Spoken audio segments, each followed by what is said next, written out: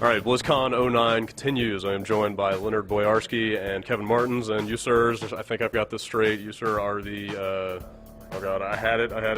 World design, lead world designer, and lead content designer. Is that correct? All right. It's kind of a long day.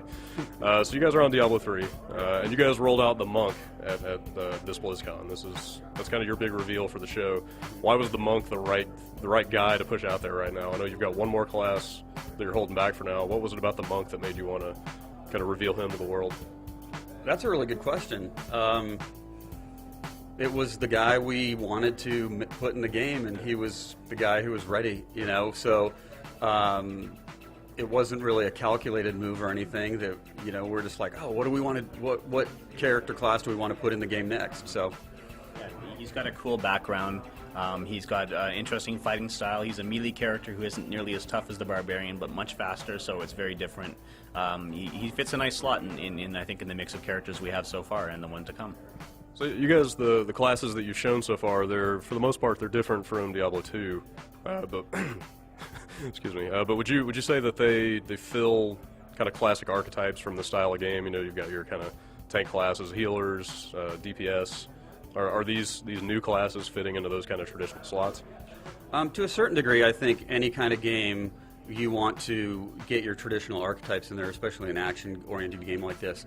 I hope we're tweaking up some people's expectations, but I think our goal is to create archetypes that you immediately, when you start the game, understand what they are and what they're supposed to be, so that when you play them, you can jump in and start playing them and kind of get a feel for the gaming style.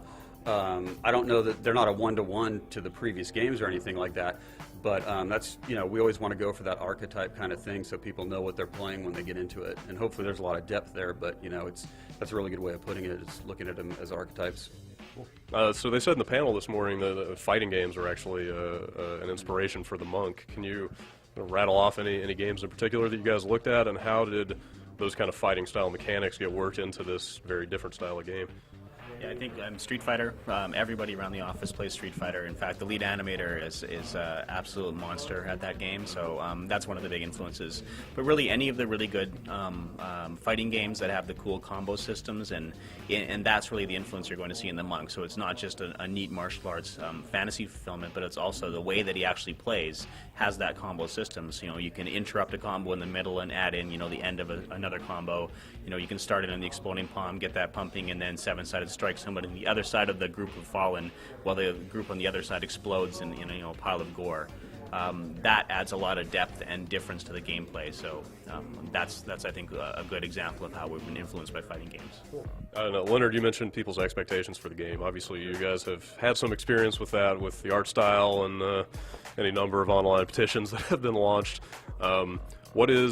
What's the one thing that you would want to say to somebody who is coming from the old Diablo games and is really stoked for this game? And then what's the one thing you tell somebody who has not played a Diablo game before and is coming to this one for the first time? What I would say to somebody who's a Diablo fan is that we are very dedicated to taking what is core to Diablo, the action game, the lore, the feel, the mood, and really, bringing that into this game, as well as expanding on it, deepening it, really bringing the fantasy fulfillment of what the next generation Diablo game could be. To someone who hasn't played this before, I would simply have to say that this is going to be the best action RPG of all time. You heard it here first. The company in general is taking the wraps off the new BattleNet at this BlizzCon. I know your game is who knows how many years away at this point, but do you guys at this point intend to support all the functionality of that stuff, and can you give any kind of specifics about how those will support Diablo 3 in particular? We can't give any specifics. This is really StarCraft's BattleNet rollout, but yeah, we're going to do a lot of the same things that they're doing. We're definitely going to, we're big supporters of it. Some of our programmers are working on it with them as well to make sure that it set the stage for excellent Diablo 3 support for BattleNet in the future. Okay. Can you talk any specifics about just, the Diablo 3 multiplayer in general? Is it still going to be 4 players at one time, or is the cap maybe going to go up? Is it still going to be kind of the same style of instance, jumping in and doing boss runs and that sort of thing? Is the kind of the flavor and the flow of the game pretty similar to the past games? So the number, we'll keep looking at that. We're using 4 for the demo floor right now, and we do like the way that the 4 are combining. We're definitely going to do some more PvP stuff, but we're not showing much of it right now.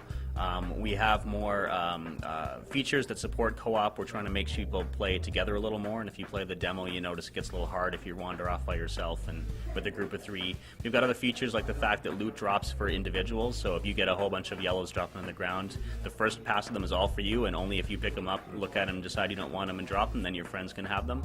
So we're doing more to support co-op. The code's really good, it's really smooth already, and we keep it that way all the way through development. So the multiplayer is very fun, and we're going to keep it at the highest possible polish and make sure that it gets just as much attention as a single-player game. The important part about the number of people who are going to be able to play is it's really not a technical limitation at this point. It's all about how many people it's optimally fun to play with. How many effects are going off, how much chaos is on the screen, and that's what we're really trying to find the sweet spot for. We have fantastic programmers, and it's obviously technology has come a long way since Diablo 2, so it's all about the gameplay at this point.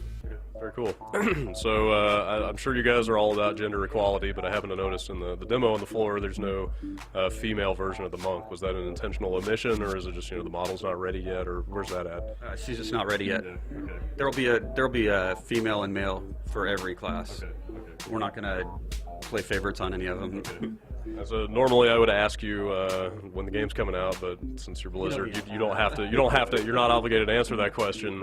So since you mentioned all the classes, any kind of hints at all you can give us about the 5th class? Any expectations people should have? Is it going to be an old favorite? Something new you guys have cooked up? That would be a big no.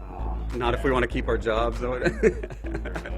We can just speak in generalities that it's gonna fit a different niche than the existing classes, and of course it'll be awesome. Naturally. All right. Well, thanks for your time, guys. Thank you guys. Cool.